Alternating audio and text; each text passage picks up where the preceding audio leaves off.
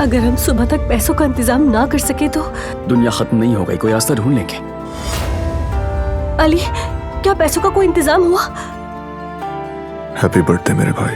Happy birthday Jehan. ये मेरी तरफ से तोहफा है तुम्हारे लिए। जब तक मैं जिंदा हूँ नहीं भूलने दूंगी। मुझे सब पता है, इसलिए मदद के लिए आ गई। ये अपने पैसे उठाओ और दफा हो जाओ यहाँ से। इतनी कम उम्र में अपने माँ बाप को खो देना, तुम अकेले नहीं हो।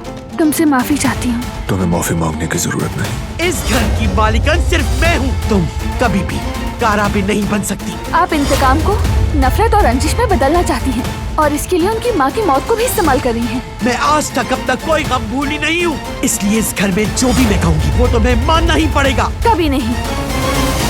वो कहानियाँ अधूरी जो न हो सके कि पूरी, उन्हें मैं भी क्यों सुनाऊं, उन्हें तुम